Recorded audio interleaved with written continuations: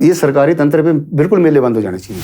कारण इसमें बहुत बड़ा स्कैम हो रहा है भाई साहब। अच्छा, बहुत बड़ा स्कैम है। 18 लाख रुपए आप पंजाबी लोगों को दे रहे हैं और उसमें से हमारे जैसे को 10-10, 15-15, 20-20 हज़ार रुपए देते हैं। हमें तो नहीं आज तक किसी स्टेट ने बुलाया कि जी एज फोक सिंगर आप वहाँ आ जाओ, आप वहाँ आ जाओ, वहाँ जाओ। हमें क्या ऐसे ही पहाड़ के लोगों को होती है, वो थोपा जाता है उन कलाकारों को कि जी पब्लिक की डिमांड है। मुझे बताएं कौन सी पब्लिक की डिमांड होती है, उसका कैसे सर्वे किया जाता है। मैं माननीय मुख्यमंत्री महोदय को आपके इस पॉडकास्ट के माध्यम से मैं विनम्र निवेदन करना चाहता हूँ। माननीय मुख्यमंत्री महोदय, आपने हिमाचल गौरव दिया, बहुत बहुत धन्यवाद, दिल से धन्यवाद। एक मेरी ये विनम्र प्रार्थना है कि आप हिमाचली कल्चर को, हिमाचली संस्कृति को बचाने के लिए या हिमाचली कलाकारों को बचाने के लिए कोई ऐसा कदम उठाएं जिससे ये जो बीच का जो तंत्र है इसको पीछे हटा दें, तो ये बहुत बड़ा एक काम होगा। तो वहाँ साथ में एक महाशय खड़े थे, उन्होंने फट से कैसेट निकाली। राज साहब देखो, राज साहब ये तो धूमल साहब के बड़े बड़े गुण गाता है। कैसेट साथ जेब में लेके चला? जेब में कैसेट थी, मुझे आज भी याद है। राज साहब तो खैर बड़े ब्रॉड माइंडेड थे। उन्होंने बोला अच्छा ऐसा है तो हमारे भी गाओ, सरकार के भी गाओ। मैं कहा जी मेरे को तो जो आदेश होगा मैं तो पालन करूंगा। तो राजा साहब ने फिर कुछ किया? बिल्कुल, मुझे आर्टिस्ट से सीधा मेरे को APRO बनाया। The Himachali Podcast. Powered by Lima Smart TV. नमस्ते, मैं उपदेश और आप जुड़ चुके हैं द हिमाचली पॉडकास्ट के साथ। ये है हमारा एपिसोड 42। एपिसोड 42 में हमारी कॉन्वर्सेशन जारी है करनैल राणा जी के साथ। इस कॉन्वर्सेशन का पार्ट 1 आप पहले भी देख चुके हैं। पार्ट 2 है ये हमारी कॉन्वर्सेशन का। अगर आपने पार्ट 1 नहीं देखा है तो जल्दी से हमारा पार्ट 1 ज़रूर देखिए, करनैल राणा जी के साथ जो हमने कॉन्वर्सेशन करी थी। और पार्ट 2 में बहुत सारी और इंटरेस्टिंग चीज़ें आपको करनैल राणा जी के बारे में जानने को मिलेंगी। साथ ही उन्होंने हमारे CM सुखविंदर सिंह सुक्खू जी से कुछ अपील भी करी है, जो कि आपने टीजर में देख लिया होगा। सो एक बड़ा ज्वलंत मुद्दा है ये आर्टिस्ट कम्युनिटी के साथ। आप जल्दी से इस एपिसोड को देखिए, सुनिए, समझिए और हमारे नए YouTube चैनल THP क्लिप्स के साथ साथ इस YouTube चैनल को भी सब्सक्राइब कर लीजिए कि बहुत ज़्यादा मेहनत लगती है कंटेंट बनाने में। तो फिर PR डिपार्टमेंट में चलते रहे। आप रिटायर कौन सी पोजीशन से हुए हैं? मैं PRO सॉन्ग एंड ड्रामा। तो सर एक बात बताइए, आपका तो जलवा अलग लेवल पे था ही, कैस्टें चल रही हैं, हिट हो रहे हैं चीज़ें। तो कभी ऐसा लगा कि यार ठीक है मैं स्टार तो हूँ और यहाँ चलो गवर्नमेंट का एम्प्लॉय भी हूँ, पर थोड़ा सा ना जाती हो रही है मेरे साथ। जाती इन सेंस कि मतलब कोई भी नेता बुला ले रहा है, कोई भी मंत्री जी बुला ले रहे हैं, नहीं जी बुलाओ करनैल राणा जी को। एक्चुअली जहाँ मतलब मैंने सीखा भी बहुत, मुझे जो भी शोहरत सम्मान जो भी मिला वो पब्लिक इलेक्शन डिपार्टमेंट की वजह से ही मिला। लेकिन इसमें बोलते ना इसका दुरुपयोग भी बहुत हुआ। हाँ वही पूछ रहा हूँ। मतलब जैसे भी कोई लेटर लिख देता था, कोई प्रधान लिख देता कि जी करनैल राणा को वहाँ भेजो, तो जैसे करनैल राणा को तो जाना ही पड़ेगा। हाँ बहुत सारी ऐसी घटनाएं हैं, बहुत सारा ऐसा वो है। कई बार वो सोच के ना मेरा मन कई बार ना बड़ा दुखी होता है कि यार चलो मतलब ऐसे लोग मेरे को मिले जिनको मेरे काम से कोई वो नहीं है, लेकिन मेरे नाम से खुन्नस कि इसका नाम क्यों है, हम तो इससे बड़े ओहदे पे हैं, हमारा नाम क्यों नहीं है। मेरी कम से कम 2-3 किलो की फाइल बना रखी थी, मतलब हर रोज डेली लेटर, कोई ना कोई लेटर, तो मन दुखी भी होता था। और शायद यही कारण है कि वो फाइल देख के मेरे दोनों बच्चे जो हैं वो उन्होंने ये तय कर लिया कि हम सरकारी दायरे में नहीं जाएंगे, हम प्राइवेट सेक्टर में जाएंगे। तो मैंने उनको कई बार बोला भी, मैं समझाए बहुत कि नहीं ऐसा नहीं होता, सब एक जैसे नहीं होते। कहते हैं अगर आपके साथ ऐसा हो सकता है तो बाकियों के साथ तो आप सोच ही लो। बच्चे कहाँ हैं आपके? एक बेटी दुबई है। अच्छा। और बेटा बैंकॉक में। अच्छा, अभी कैसा है बेटे? हाँ बेटा का पीछे एक्सीडेंट हुआ था, अब थोड़ा ठीक है, पर थोड़ा मतलब टाइम लगेगा अभी टाइम लगेगा रिकवर होने पर। हाँ। अच्छा, तो मतलब दुरुपयोग भी होता था बहुत ज्यादा। क्योंकि जितना मुझे भी आपके बारे में लोगों ने बताया कि करनैल राणा जी के साथ ऐसा होता था। लोगों ने ऑब्वियसली बात होती रहती है तो वो बताते थे कि करनैल राणा जी का नंबर आज जाना पड़ता था। एक्चुअली क्या हुआ, मैं एक घटना बताता हूँ आपको। अब मैं नया स्टार बना था, स्टार इन सेंस के डिमांड बड़ी भारी थी। तो जैसे हमारे कांगड़ा प्रवास होता तो उस टाइम माननीय मुख्यमंत्री थे हमारे राजा वीरभद्र सिंह जी। तो कांगड़ा प्रवास जब होता था तो उसमें ना मंत्री लोग शाम को अपने घर में डिनर देते थे, जो भी गवर्नमेंट आती थी तो उसके लिए मतलब डिनर होता था। अब उस डिनर में मुझे बाई ऑर्डर जाना पड़ता था कि भाई उसको वहाँ पे भेज दो। तो मेरे लिए व्यवस्था कोई नहीं होती थी, मैं किस व्हीकल से जाऊँगा, कैसे जाऊँगा, कोई मतलब नहीं। जो हमारा बॉस होता था उसने, हाँ आपको उधर जाना है, तो मैंने उनको कई बार बोलना कि जी मैं कैसे जाऊँगा, मेरी थोड़ी व्यवस्था तो कर दो। नहीं, वो आपकी अपनी आइडिया के हैं, जिन्होंने बुलाया उनसे बात कर लो। तो इस टाइप की ना उनकी मतलब इतनी नेगेटिव वो रहती थी। मुझे आज भी याद है, 7 महाजन जी होते थे उस टाइम, और उनके घर में वो चल रही थी, डिनर था। उस टाइम में मैंने राजा साहब से फिर मैंने एक बात करी कि सर मेरी 18 साल नौकरी हो गई थी उस टाइम। मैंने कहा सर मैं मतलब मुझे आज ये महसूस हो रहा कि मैं जैसे बंधुआ मजदूर होता हूँ, मैं वो वाली बात मुझ पे आज मुझे लग रहा है। वो एकदम से वो जा रहे थे, एकदम से रुक गए कि क्यों, ऐसा क्यों? तो मैंने कहा जी जब से कांगड़ा प्रवास शुरू हुआ है, आपको पता है हमारी जो PR की टीम है वो मॉर्निंग से लेकर शाम तक आपके साथ साथ होती है।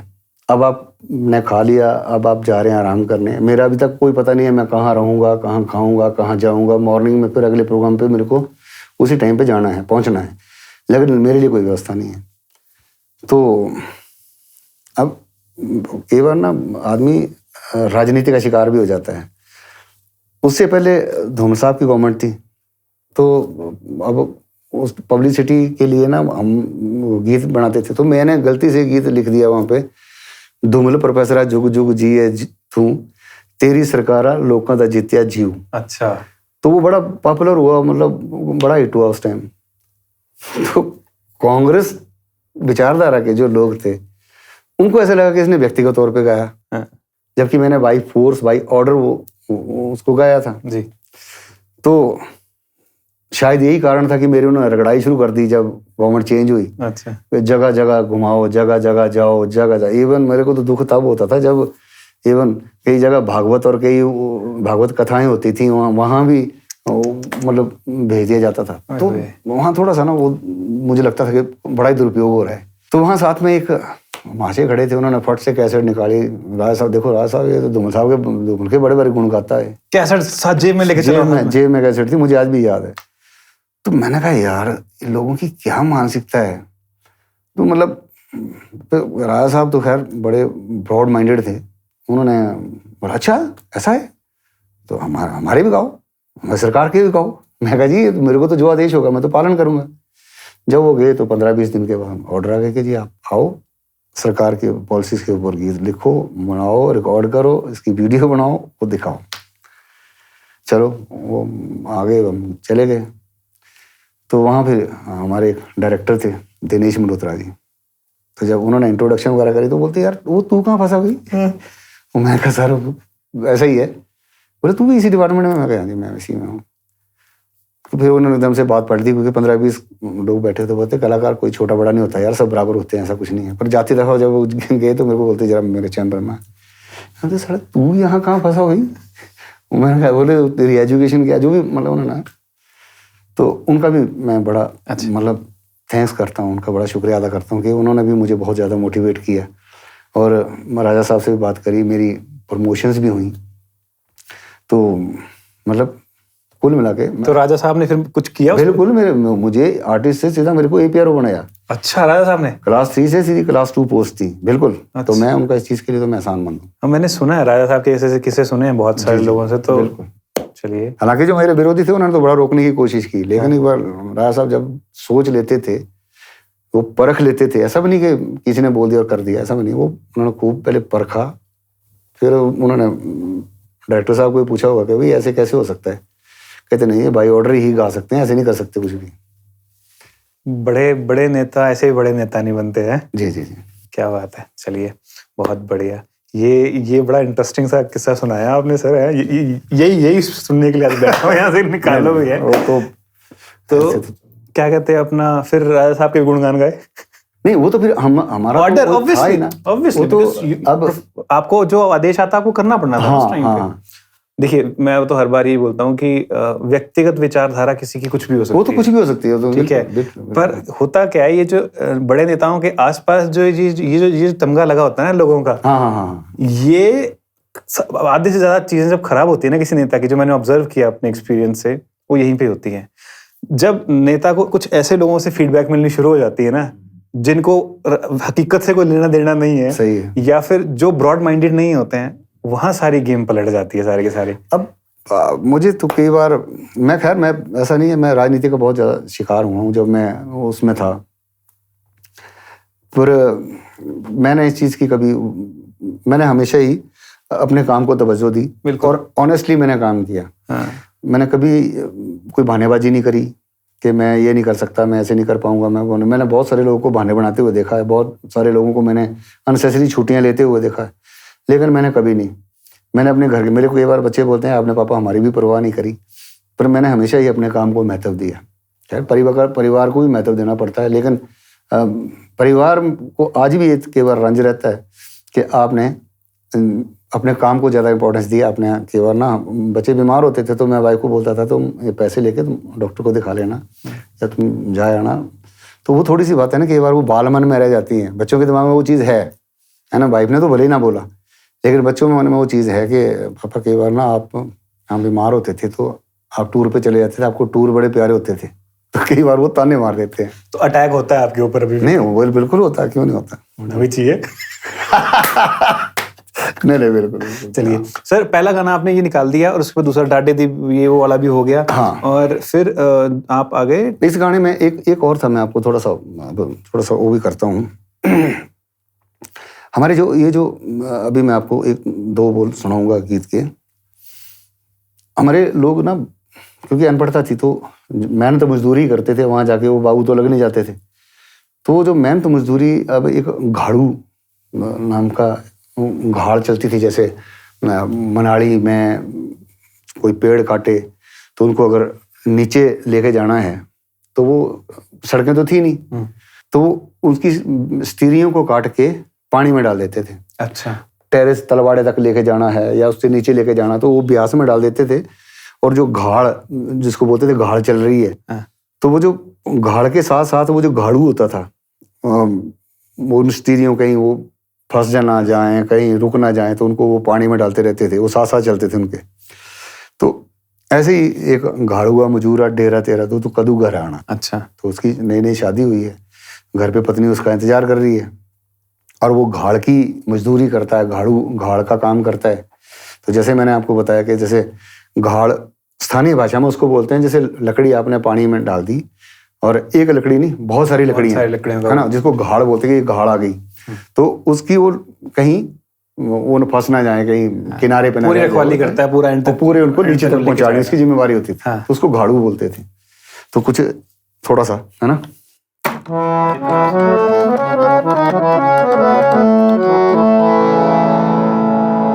घाड़ुआ मजूरा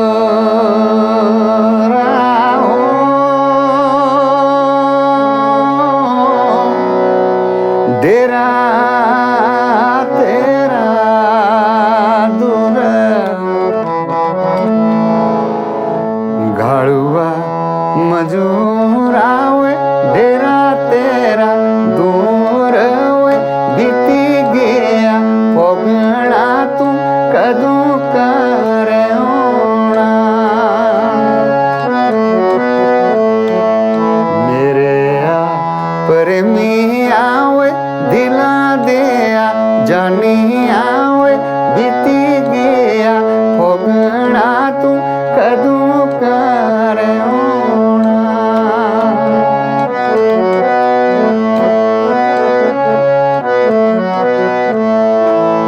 दियाड़िया दे बबरूए लोड़िया दी खिचड़ी से तिजों किया बिसरी। दियाड़िया दे बबरूए लोड़िया दी खिचड़ी से तिजों किया बिसरी। मेरे पर मिया दिला दिया जानिया बीती गया पोगना तू कदू कर होना। तू कदू कर होना, तू कदू कर होना। बात है सर, क्या बात है। ये मैंने गाना नहीं सुना था। अच्छा। सर, ये नहीं सुना था मैंने, ये वाला गाना। क्या बात है। और आज सुना है, बहुत बढ़िया लगा और इसको जरूर सुनूंगा मैं। बिल्कुल। यूट्यूब पे रहा? बिल्कुल, सब जगह है। सब जगह है। बहुत प्यारा है, बहुत ही प्यारा। आपने मतलब उसके ऊपर भी ये किसने लिखा था? ये प्रताप सिंह शर्मा उन्होंने लिखा हुआ। जी जी, पर उन्होंने बहुत अच्छा लिखा हुआ। इसकी मेलोडी भी आपने बहुत प्यारी बनाई हुई है। अरे तो सब बहुत ही बढ़िया। उसके बाद सर मेजर गाना कौन सा आया आपकी लाइफ में? अरे वैसे तो बहुत सारे गाने हैं। एक बार मैं एक घटना बताता हूँ उसमें, एक क्योंकि बहुत सारे गीत गाए, बहुत सारे गीत लिखे भी। एक घटना है, हम लोग क्योंकि मंडी में ख्योड़ मेला होता है गोर में, तो वहाँ गए थे। वहाँ से हम प्रोग्राम करके वापस आने वाले थे, तो किसी हमारा कोई आर्टिस्ट रह गया, कोई सामान रह गया था, उसका वेट कर रहे थे। सामने हलवाई की दुकान पे एक कैसेट लगी थी, कॉल डैम बनया जानी मेरी, ऐसा दूसरी जगह किया बसी जाना। जीतू सांख्यान जी। मैं उस टाइम मैं नहीं जानता था कि किसने गाया, क्या है क्या नहीं है। मुझे बहुत अच्छा लगा वो सुनने को, उसकी तर्ज, उसकी मेलोडी मेरे को बड़ी अच्छी लगी। मैंने कहा यार ये तो बहुत अच्छा गाया हुआ उसने। मैंने किसी लड़के को मैंने पैसे दिए, मैं कहा यार इसको बोला हलवाई को तू 50 रुपये ले ले, तो कैसेट दे दे मेरे को। वो नहीं, वो बड़ा खड़ा जी, नहीं मैं नहीं, ये इसको नहीं दे सकता मैं। 100 रुपये का नोट दिया कि भाई दे दो, 20-25 रुपये की उस टाइम कैसेट थी। तो थोड़ा वो हलवाई उस लालच में आ गया, उसने वो कैसेट दे दी। तो गौर से लेके धर्मशाला तक वो कैसेट मैंने वही गीत मतलब कोई 100 बार सुना। अगले दिन जैसे हम ऑफिस के, फिर मैं घर ले गया, तो घर भी मैंने वो बार बार रिपीट कर करके उस सॉन्ग को सुनता रहा। तो मैंने कहा अगर इसको डिट्टो गाया तो फिर उसको कष्ट होगा कि नहीं यार देखो किसी ने एकदम से ऐसे ही गा दिया और ये सारे बोल मेलोडी कॉपी कर ली। हाँ, और वो उसने बेचारी कितनी अच्छी कंपोजिशन है, तो इसके साथ मैं वो नहीं करूँगा। ऑफिस आ गए थे, वहाँ हारमोनियम लिया और वैसे ही उस तर्ज को याद करते हुए, तो एक कजो नैन मलाए दिला मेरा, कजो चैन चुराया जानी मेरी, ये वाला। बाकी जो नीचे था वो उसकी जो अंतरा था वो उसकी कुछ अलग से थी, चेंज कर दी थी आप, है ना। तो उसको फिर हमने दूसरे उसमें पहले चोरी चोरी नखरे दिखाए थे, फिर रोई रोई फफड़े लगाए थे, कजो पोड़ा पाड़ा दिल मेरा लुटिया, छवा मारी कने तुप्पा गयो सुटिया पे सुकना पाईता तू है।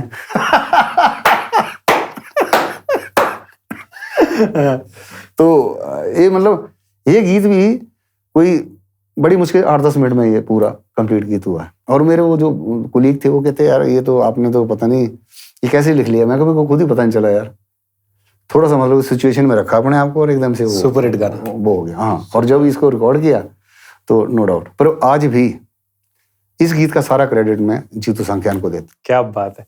जीतू जी आए थे मेरे पास यहाँ पे, अभी उनका एपिसोड नहीं आया है, उन्होंने मेरे को नंबर दे रखा है कि एपिसोड 43 आएगा उपदेश मेरा। अच्छा, वो नंबर सिस्टम में बड़ा बिलीव करते हैं। तो अभी हमारा 39 हुए हैं, 40 आपका होगा, 43 में उनका जाएगा। तो उन्होंने भी ये जिक्र किया था इस चीज का कि और आपके लिए बड़ा आदर सम्मान देखा मैंने उनकी आंखों में। नहीं, इसमें कुछ मैंने जीतू को मैंने फोन किया, मैंने कहा भाई ऐसा यार मैं जानता नहीं था भाई, उस टाइम मुझे नहीं पता था भाई, और ना आपके कोई कॉन्टेक्ट था मेरे पास, तो अब मिला है। और जब मैं उनसे मिला तो यार वो तो बड़ा डाउन टू अर्थ बंदा है। हाँ, बहुत प्यारे बंदे हैं, बहुत ही अच्छे लगे मेरे को, बड़ी अच्छी वाइब आई। और ये वाला गाना हम सुनेंगे आपसे, पर ऑब्वियसली बाद में सुनेंगे टुवर्ड्स द एंड। एक बार बातें कर लेते हैं क्योंकि उसी के लिए ऑब्वियसली मेजर हम बैठे हैं यहाँ पे, टाइम भी हो रहा है ज्यादा नहीं सर, खड़ी देखना तो होने होना नहीं थी बार में गए। मतलब इतना मतलब निचोड़ी लेंदे भी थोड़ा जगह रख के लेने पे, मतलब मैं जितनी बार आपके साथ बैठूंगा ना कुछ ना कोई इतनी चीजें होंगी ना आपके पास बताने के लिए कि वो कभी वो नहीं होगा। तो डोंट वरी, आज मैं ज्यादा नहीं छोड़ पाऊंगा आपको। दोबारा फिर बैठूंगा मैं, अब तो चाहे उधर ही आना पड़ेगा मेरे को। तो सर ये हो गया। एक आपका गाना है बहुत बड़ा हिट है, लच्छी लच्छी लोक गलांदे। हाँ। और मुझे आज तक विश्वास नहीं होता कि वो आपने गाया हुआ है। एक्चुअली क्या हुआ, हमारी एक ये नगमा कैसेट कंपनी थी और उसमें एक ना नया लड़का मेरे साथ जुड़ा, अशोक चौधरी, उसको बड़ा शौक। तो मेरे मन में था कि चल यार अब ये इतना वो करता है तो इससे भी गुआ देते हैं साथ में। मतलब मैं उसको जो नगमा कैसेट बड़ा ऑनर था, मैंने उसको बोला मैं भाई यार इसका 1-2 गीत करवा देते हैं। ना बिल्कुल नहीं बनाना, ये ऐसा नहीं है, नए सिंगर चले ना चले ये पेमेंट कौन देगा स्टूडियो की, म्यूजिशियंस की। हमारे तो उस टाइम लाइव होता था सारा ही, अगर 2 ढोलक वाले, एक तबले वाला बैठा है, एक सिंथ वाला बैठा है, एक फ्लूट वाला बैठा है, तो सब वो लाइव चलते थे और उनकी वो शिफ्ट वाइज उनका काम होता था। राइट।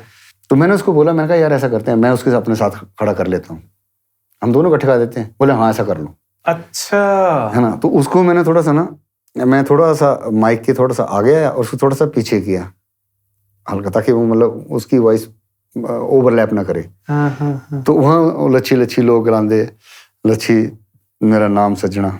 मेरी ऑब्जर्वेशन सही थी, मतलब क्योंकि वो लग ही नहीं रहा था कि आपने वो गा रखा है अकेले ने, मतलब। अच्छा, तो कैसा फीडबैक मिला आपको उसके बाद? गाना तो सुपर डुपर अरे नहीं, गाना तो नो डाउट बहुत सुपर डुपर, मतलब अलग लेवल पे, बहुत बड़े लेवल पे। और अपर में भी काफी वो गाना हिट हुआ, और बाकी दूसरे लोगों ने भी उस बनाया है उस गीत को, है ना। हाँ, मतलब उसका किया हिसाब किताब, है ना जी। पर मुझे सिर्फ एक ही चीज का दुख होता है, मतलब कम से कम पूछ तो लो यार। मतलब पूछा नहीं आपको? अब मैं कुछ नहीं बोल सकता, थोड़ा ना मेरे व्यक्तिगत, फिर मैं थोड़ा सा ना कई बार ना हाइपर हो जाता हूँ।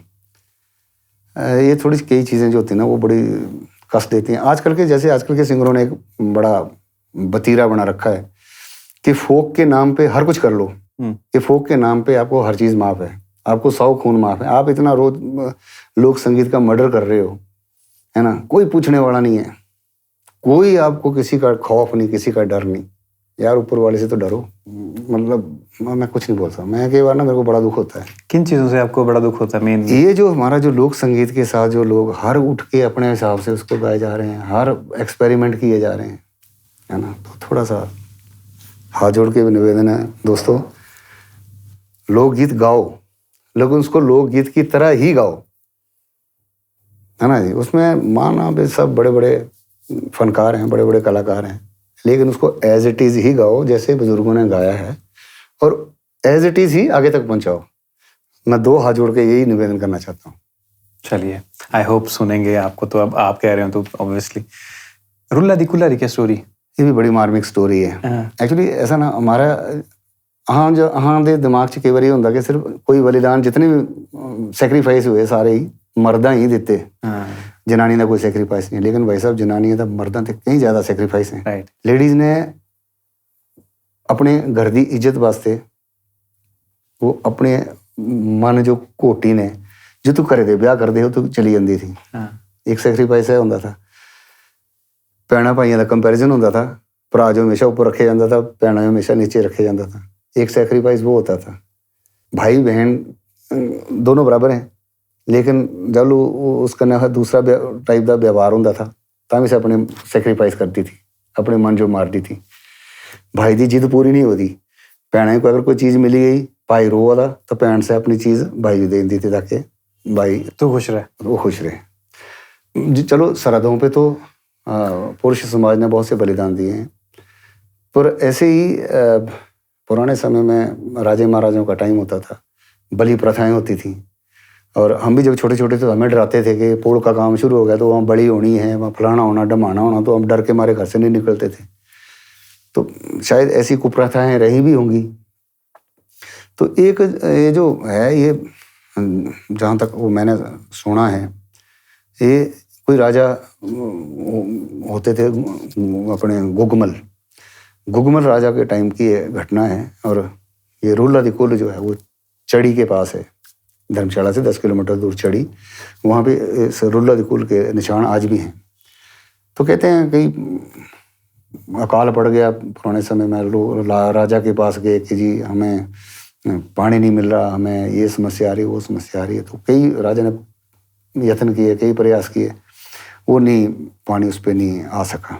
और जैसे ही वो कुल तैयार करते, पानी उसमें डालते, वो कहीं से टूट जाती, कभी कुछ हो जाता, कभी कुछ हो जाता। तो उस टाइम काफ़ी थोड़ा उछलता था। सारे एक बार सब लोगों को इकट्ठा किया, कोई ज्योतिषी, विद्वान, पंडित जो भी थे, मतलब सबको इकट्ठा करके राजा ने बोला कि क्या किया जाए, इसका क्या उपाय किया जाए। तो इतना कोई विचार विमर्श हो नहीं पाया, सब ने अपने अपने आइडिया दिए कि ऐसे कर लो, ऐसे कर लो, ऐसे कर लो। राजा परेशान कि यार अब क्या होगा, राजा कैसे अपनी प्रजा को मैं वो करूं। तो स्वप्न हुआ राजा को कि भाई स्वप्न में 5 चीज़ें आई कि 5 चीज़ों में से किसी एक चीज़ का बलिदान दे दे, तेरी प्रजा में पानी मिल जाएगा। तो वो 5 चीज़ें थी, गाय, बिल्ली, झाड़ू, बड़ी बहू या बेटा।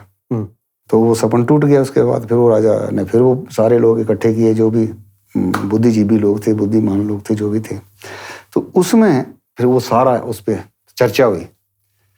तो अंत में फैसला यही हुआ सर्वसम्मति से कि भाई बड़ी बहू का बलिदान दे दो और लड़की की दोबारा शादी कर लेंगे, तो ऐसे कुल भी चल पड़ेगा और ये समस्या जो है इसका भी समाधान हो जाएगा। फिर वो राजा क्योंकि वो मायके गई हुई थी, तो राजा उसको खत लिखते हैं बहू को, ऐसे ऐसे यात्रा लेके जाना है तो तुम आ जाओ। तो जैसे उसको खत मिलता है तो उसको अपशगुन होना शुरू हो जाता है, कोई वो त्रीड़ा बोलता है इसको, कोई अपशगुन हो गया, तो इस टाइप के उससे वो शुरू हो जाते हैं। तो फिर भी वो आ जाती है और उसका वो बलिदान वहां पे होता है। रुला दिया कुल्ला वो बड़ ले ले सुनेंगे सो जरा ये सुनना वहां पे थोड़ा सा सुना थोड़ा सा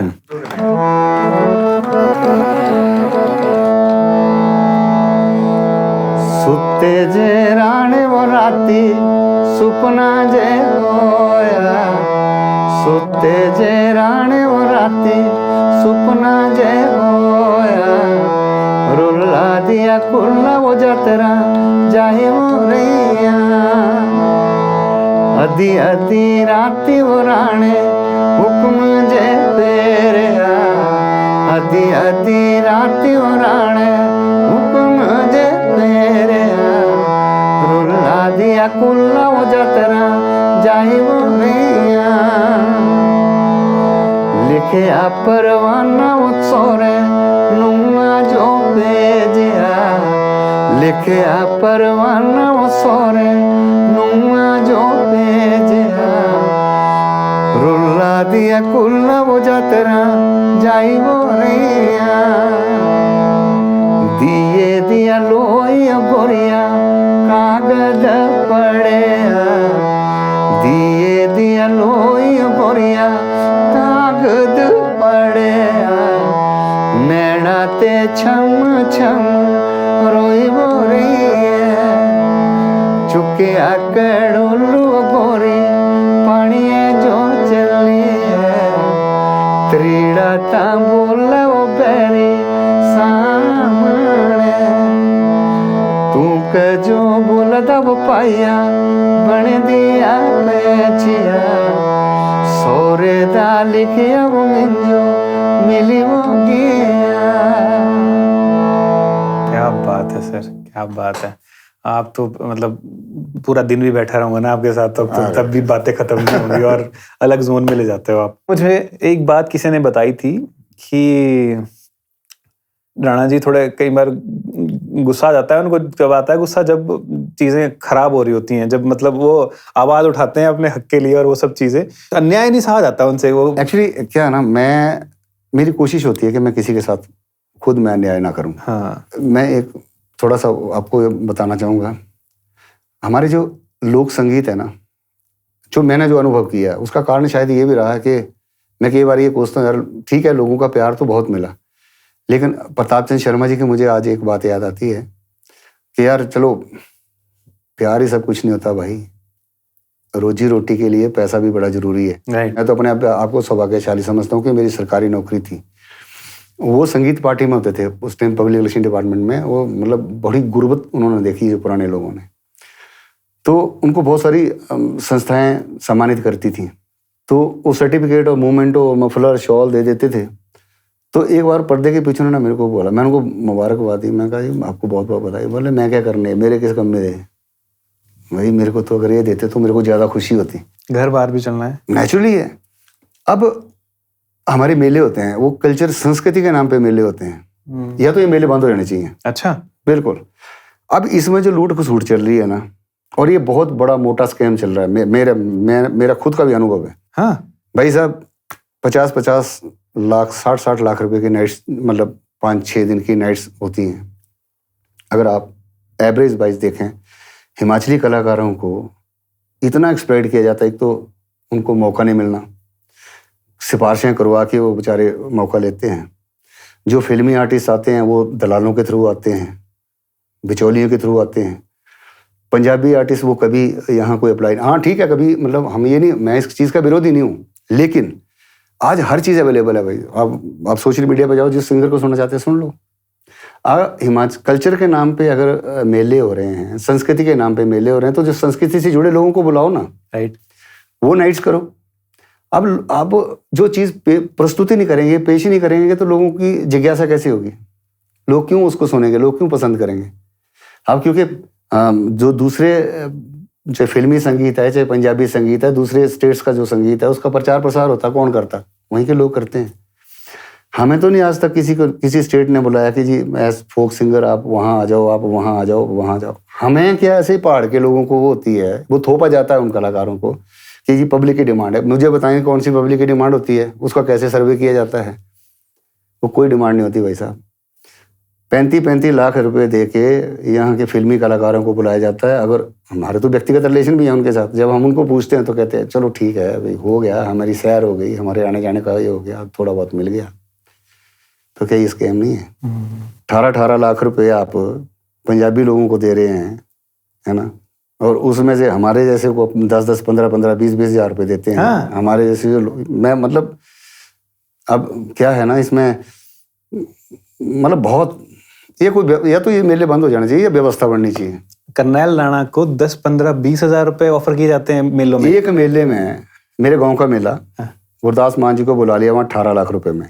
अभी पीछे से जो आए थे 2-3 साल पहले, 2 साल पहले जी। मैंने भी वहाँ परफॉर्म किया, अप्लाई किया, फोन आया कि जी आप इतनी देर से इतनी देर तक परफॉर्म करेंगे। मैं कहा ठीक है। जब वो पैसे देने की बारी आई तो वो जो जिन महोदय ने मेरे को बुलाया था, आज भी अच्छे उस पर हैं, आफ्टर रिटायरमेंट वो कहीं वो जॉब कर रहे हैं। तो उन्होंने क्या किया कि जी आपने 5 मिनट गाया, आपने 10 मिनट गाया। मैंने कहा जी आप जिस आर्टिस्ट को 18 लाख रुपए दिए उसने कितनी देर गाया? अब हम लोग तो जैसे आके बैठ गए। अब वहाँ आपके पास समय नहीं है या आपके पास कोई भी व्यवस्था नहीं बन पाई, या तो कलाकार का दोष तो है नहीं। मतलब ये व्यवस्था सुधारने की बात है। या तो ये मैं जहाँ तक मैं मानता हूँ ये सरकारी तंत्र पे बिल्कुल मेले बंद हो जाने चाहिए। कारण इसमें बहुत बड़ा स्कैम हो रहा है भाई साहब। अच्छा, बहुत बड़ा स्कैम है इसमें। मतलब जो बीच में, अच्छा ऐसे तो प्रशासन हर किसी को बुला लेगा, कहीं भी कॉन्टैक्ट कर लेगा। कलाकारों को बुलाने में बिचौलियों का क्या काम है भाई? वहाँ प्रशासन क्यों नहीं जा सकता? या कोई दूसरा, मान लो आपको साउंड वाले चाहिए, आपको लाइट वाले चाहिए, तो आप डायरेक्ट कॉन्टैक्ट करो ना, क्यों बिचौलियों के थ्रू? और एक कोई ऐसी व्यवस्था बनाई जाए, पारदर्शी व्यवस्था हो, जिससे हमारा कल्चर भी बचा रहे और इस प्रकार के दाग ना लगे। मैं इस करके बोल रहा हूँ कि यार मतलब फिर वो पैसे मैंने वापस भी किए, वापस कर दिए मैंने वापस किए। तो वो जो 2 छोटे अधिकारी था उनको मेरे को फोन आया, बोले भाई साहब मेरी सारी बात मुझ पे आ जाएगी, प्लीज आप इस बार वो कर लो या मत वो करो। एक शिमला की घटना भी है जहाँ कभी वो 33-35 लाख रुपए में कोई आर्टिस्ट बुलाया था। मुझे भी वहाँ यहाँ से धर्मशाला से बुलाया, तो मुझे पता नहीं 10 की 15 हज़ार रुपये मेरे खाते में डाल दिए, जबकि 13-14 हज़ार रुपये मेरा खर्चा ही खर्चा था, है ना। वो पैसे मैंने वापस भी कर दिए। मैंने बैंक वालों को बोला कि पैसे वापस करो, मेरे को नहीं चाहिए। तो वो भाई साहब वहाँ से वो पैसे वापस करके अकाउंट बंद कर दिया। तो ऐसी मतलब बहुत बड़े बड़े हैं। कभी अगर टाइम मिला, मौका मिला, तो मैं तो मतलब इसे नहीं दो, मत दो। हाँ, ये तो इतनी बड़ी गाड़ी है कि नहीं, मतलब आपके जैसे शर्म, औहदे के कलाकार को शर्म आती है कई बार। और मैं तो शर्म बोलता हूँ, पब्लिकली बोलता हूँ कि हाँ ऐसा है, हुआ। जो आज अपने आप को बहुत बड़े फन्ने खां सोचते हैं कि हम बड़े भारी, बस हम सदा एक जैसे रहेंगे, कभी कोई नहीं रहा भाई साहब, है ना। आज जो मेरे साथ हो रहा ना, कल आने वाले टाइम में तुम्हारे साथ भी वही होने वाला है। चिंता ना करो। अगर कोई सोचता ना कि मैं लाख रुपए ले रहा हूँ, मैं 2 लाख ले रहा हूँ, तो ये बड़ी गलतफहमी में 2 साल 3 साल के बाद आप इससे भी गए गुजरे होंगे। हमने तो चलो इतना, फिर भी हमें मतलब दिल पे हाथ रखे और इस करके, क्योंकि मैंने काम किया और ईमानदारी से काम किया, और 1% भी कोई माई का लाल मुझे ये बोल दे कि इसने हमारे फोक के साथ ये किया, कभी भी नहीं। पर ये पीड़ा जो होती है ना, ये बहुत दुखद पीड़ा होती है यार। मेरे को ये समझ में नहीं आता, ये जो भी कंसर्न पर्सन है जो ये रेट वो करते हैं 10, 15, 20 हज़ार रुपए रेट, मतलब करनैल राणा भाई साहब। मैं इस चीज के लिए तो चलो, अभी मुझे हिमाचल गौरव अवार्ड दिया जी, मिला है आपको, तो इसके लिए मैं चलो माननीय मुख्यमंत्री सुखविंदर सुक्खू जी का बड़ा तहे दिल से धन्यवादी हूँ कि जिन्होंने कम से कम रिकॉग्नाइज किया और ये अवार्ड दिया। जी। उसके लिए उन्होंने व्यक्तिगत तौर पे मेरे को फ़ोन किया, हालांकि पहले मैं उनको पहचान नहीं पाया, मेरे पास नंबर भी नहीं था। अच्छा। तो उन्होंने बोला मैं सुखविंदर बोल रहा हूँ, तो मैंने सोचा कि प्रोग्राम के लिए कई बार कोई लोग फ़ोन करते हैं तो शायद वो कर रहे होंगे। फिर उन्होंने बोला कि नहीं, मैं सुखविंदर सिंह सुक्खू, मुख्यमंत्री हिमाचल प्रदेश बोल रहा हूँ। तो थोड़ा मैं नर्वस हो गया कि मेरी एक्सपेक्टेशन में नहीं था, मैंने सोचा नहीं था कि मुख्यमंत्री मुझको खुद फ़ोन करेंगे। तो उन्होंने कहा कि ऐसे ऐसे आपको मुबारक, हम आपको ये कर रहे हैं। तो मतलब उस टाइम मेरे पास वाकई शब्द नहीं थे, पर मैं माननीय मुख्यमंत्री महोदय को आपके इस पॉडकास्ट के माध्यम से मैं विनम्र निवेदन करना चाहता हूँ कि अगर माननीय मुख्यमंत्री महोदय आपने हिमाचल गौरव दिया, बहुत बहुत धन्यवाद, दिल से धन्यवाद। एक मेरी ये विनम्र प्रार्थना है कि आप हिमाचली कल्चर को, हिमाचली संस्कृति को बचाने के लिए या हिमाचली कलाकारों को बचाने के लिए कोई ऐसा कदम उठाएं जिससे ये जो बीच का जो तंत्र है किसी तरीके से इसको पीछे हटा दें, तो ये बहुत बड़ा एक काम होगा। और मैं समझता हूँ कि हिमाचल प्रदेश के कलाकार हमेशा के लिए आपके ऋणी रहेंगे और आपको हमेशा के लिए याद करेंगे। और बस मैं केवल यही कहना चाहता हूँ। चलिए, आई होप कि ये मैसेज उन तक पहुँचे और जो भी राइट कुछ वो उस पर कर पाए। तो यार आप बोल रहे हो तो मेरे को भी बड़ा ऐसे लग रहा है। नहीं, सच में आज जब ये बात आती है तो मेरे को मैं थोड़ा इमोशनल हो जाता हूँ। मैं हो गया यार यहाँ बैठे बैठे, यार मतलब, क्या मजाक है। मेरे साथ तो चलो, मेरे तो कोई दिक्कत नहीं, मेरी तो जॉब भी है, जॉब थी, मैं पेंशन भी ले रहा हूँ।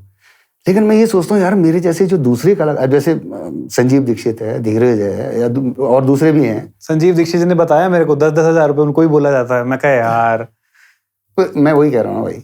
अच्छा, फिर कुछ हमारी जो ऑडियंस है वो ये कहती है, अब 1-2 दिन पहले किसी ने, एक ऑडियंस ने ये लिखा, किसी ने कि राणा जी तो अब आज तो होने वाले हैं, मतलब वो हैं। अरे भाई, मैंने कहा बोला रहा मैं उदय होने वाला हूँ। मैं तो जब उदय हुआ, मैंने तो तब नहीं बोला मैं उदय हो चुका हूँ, है ना। अब ये तो डिसाइड पब्लिक करती है, ऐसा हिमाचलवासी करते हैं। इक्का दुक्का तिक्का पांच, नहीं 4-5 ऐसा होता ना, दूध उबल रहा होता है भाई साहब, एक दही का छिट्टा मार दो ना तो वो फट जाता है। अगर आप किसी को अच्छा नहीं बोल सकते ना, तो आपको ऐसा भी नहीं बोलना चाहिए। हाँ ठीक है, आज तक कोई माई का लाल स्टेबल नहीं रहा, चाहे वो कोई संस्था हो, चाहे कोई वो व्यक्ति हो, चाहे कोई वो कुछ भी हो, सदा एक नहीं रहा। Everything is temporary. बिल्कुल, और ये टेम्पररी ही परमानेंट है। हाँ, और जो हमारी संस्कृति है, सभ्यता है, वो हमेशा ही परमानेंट रही। राइट, है ना। वो थोड़ा बहुत अगर हम उसको बदलने की कोशिश करेंगे, डीएनए वही रहेगा, डीएनए हमारा पहाड़ का ही रहेगा। राइट, उसको नहीं कोई बदल सकता। तो ऐसे ही हम जितना मर्जी अपने आप को मॉडर्न बनने की कोशिश कर लें, हम जो हैं सो हैं, पहाड़ी हैं तो हैं, हिमाचली हैं तो हैं। अब जितना मर्जी आपको दूसरे स्टेटों के साथ जोड़ लो, दूसरे माँ ही होती है, अपना घर ही होता है। दूसरे की माँ को कभी, वो माँ बेशक वो बन जाएगी, आप उसको बोल सकते हैं, वो आपको बेटा बोल सकती है, लेकिन जो अपनापन अपनी माँ से मिलता है ना भाई साहब, वो दूसरे की माँ से नहीं मिलता। सर मेरे को बड़ा, सब पहली बात ऑनेस्टली, मतलब ये आपके साथ भी हो रहा है, ये देख के मेरे को सुन के बड़ा ऑनेस्टली उतना बड़ा अजीब सा लग रहा है। मैं इमेजिन नहीं कर पा रहा हूँ कि कैसे यार, क्या सोच के मतलब लोग इस तरीके का वो नहीं, उसमें प्रशासन का भी हो सकता है, इतना दोष ना हो जितना हमारा अपना हो। क्योंकि मैंने लोगों को ऐसे भी देखा कि सर कोई दिक्कत नहीं, आप जो देना होगा दे देना। बोले ऐसी क्या, उन लोगों की मजबूरी तो है जिनका बेचारे को रोजी रोटी का कोई साधन नहीं है। कोरोना काल आया, कोरोना काल में लोगों ने भाई साहब अपने इंस्ट्रूमेंट तक बेच दिए, सबकी मदद हुई। सिर्फ एक वर्ग ऐसा था जिसको ना किसी संस्थाओं ने पूछा, ना किसी ने पूछा, बेचारे उन्होंने इंस्ट्रूमेंट तक बेचे। आर्टिस्ट वो दिहाड़ियाँ तक उनको दिहाड़ी मजदूरी तक करनी पड़ी। तो मतलब कुछ तो ऐसी पॉलिसी होनी चाहिए ना, कुछ तो ऐसा होना चाहिए जो उनको उसको लगे कि नहीं यार मैं कुछ। किसी कलाकार ने मुझे बताया, नाम तो नहीं लूंगा, कि कोरोना टाइम था तो करनैल राणा जी का फोन आता है एक दिन, बोले मैसेज देख के, बोले फोन ना चा केड़ा मैसेज, बोले मैसेज आया होना तेरे पास। बोले मैसेज खोल के देखा तो 10,000 रुपये शायद कि 15,000 रुपये, पता नहीं जितना अमाउंट था। बोले ये क्या, बोले रखी ले, बोले फाइल है। बोले मैं कभी मांगे, बोले मांगे नहीं तो बोले मैंने दे रहा हूँ, कोरोना चल रहा है। एक्चुअली क्या हुआ कि मैंने वैसे फ़ोन किया, मैं कहा यार चलो जब वो कोरोना काल में सब लॉकडाउन था, सब लोग अपने अपने इसमें थे, तो मैंने होता ही है ना, जैसे किसी कलाकार को फ़ोन कर लिया, मैंने कहा क्या चल रहा भाई, क्या है? मतलब भाई साहब अब तो खाने के भी लाले पड़ गए और ऐसी स्थिति है कि मतलब ना किसी से कह सकते, ना उगलते बनती ना निगलते बनती। मैं कहा तो बताओ भाई क्या? बोले नहीं कुछ नहीं, चलो निकल जाएगा। मैं कहा थोड़ा बहुत कुछ छोटा मोटा काम धंधा कर लो यार, अगर कुछ ऐसा ही है तो। बोले भाई साहब उसके लिए भी तो चाहिए होते ना। तो मैं कहा यार ऐसा कुछ नहीं है, तुम अपना मस्त रहो, खुश रहो। जब उसने वैसी बात करी ना तो फिर वो फ़ोन उसने काट दिया, शायद बेचारा दुखी भी था। मैं बड़ी देर सोचता रहा, मैंने कहा यार ये तो वाकई तो बहुत बुरी हालत है। तो मैंने भटक से उसको ना वो कुछ पैसे मैंने ट्रांसफ़र कर दिए। फिर मैंने उनको बोला यार तू ज़रा मैसेज पढ़ ले, देख ले भी आए भी हैं कहीं, ऐसा तो नहीं कई बार इतने हम एक्सपर्ट भी नहीं हैं। फिर वो बड़ा खुश हुआ बेचारा, तो उसने बड़ा बताया उन्होंने? बोले भाई मैं वापस नहीं। मैंने कहा यार मैं कौन सा मांग रहा हूँ, ऐसा कुछ नहीं है। बोला उन्होंने कि करनैल राणा जी का दिल बहुत बड़ा है, बहुत बड़ा है, और उन्होंने बहुत over the period of time बहुत बार दिखाया है और हमने देखा है उस तरीके से चीज़ों को। चलिए सर, आई होप कि थोड़ा सा दिल बड़ा ये हमारा प्रशासन भी करे और गिने चुने कलाकार हैं हमारे, गिने चुने जो मैंने स्टार्टिंग में बोला था कि हिमाचली फोक को आप इस करनैल राणा नाम के बिना ना इमेजिन नहीं कर सकते हो। तो वो मेरी बात नहीं है, मैं नहीं बोल रहा हूँ, ये मुझे कोई ज़बरदस्ती नहीं बुला रहा है।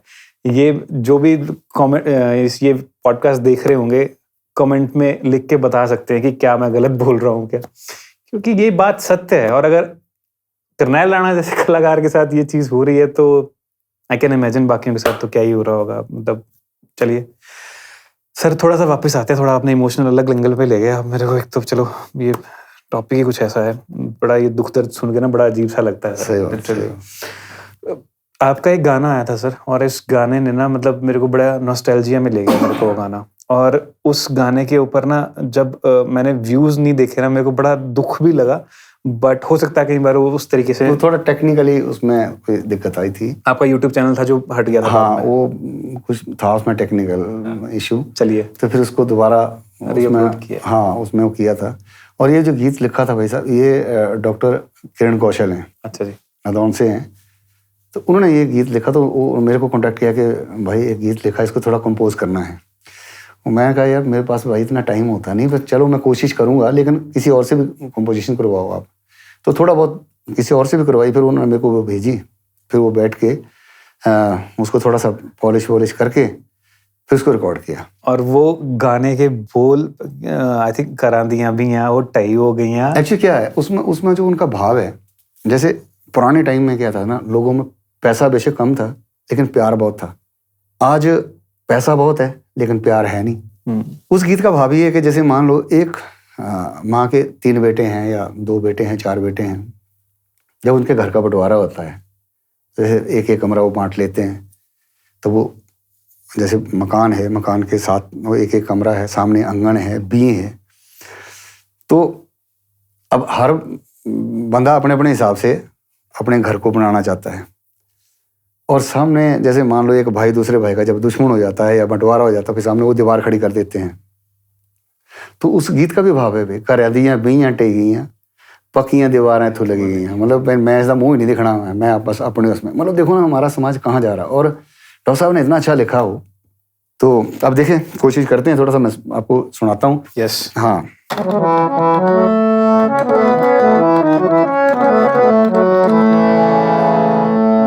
करदियां बीयां मोटे हो गईयां पक्कियां दीवारां तो लगी हो गईयां। करदियां बीयां मोटे हो गईयां पक्कियां दीवारां तो लगी हो गईयां। नेड़ पड़े सारे होए बगाने खूब तरक्कियां असा करे वो लिया। नेड़ पड़े सारे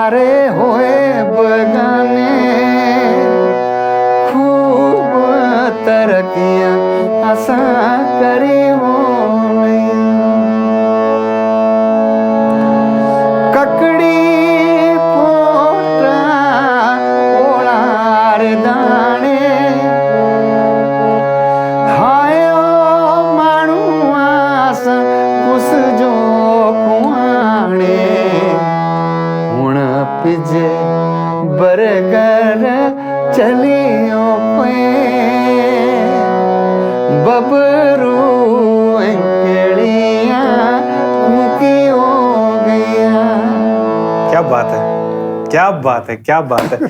दर्शकों, ये गाना नहीं सुना है, चलो मैं एक फिल्टर लगाता हूँ थोड़ा सा, वैसे तो सबको सुनना चाहिए, पर अगर आपका जन्म ना 2000 से पहले हुआ है ना, तो आपके लिए ये गाना सुनना मस्ट है, क्योंकि घरादियां बीयां टही हो गई हैं, और जो जिस तरीके से गाना पिक्चराइज किया गया है, क्या बात, ये आपको ना नॉस्टैल्जिया अलग लेवल पे ले जाएगा। पहले नहीं सुना कोई बात नहीं, अब जरूर सुनना। यूट्यूब चैनल पे अपने Karnail Rana official YouTube channel के ऊपर ये गाना है। और सर का एक लेटेस्ट गाना भी आया है अभी, सैले सिमले नी माए, तोते बोल दे, नी तोते बोले दे जी मेरा राम जाने।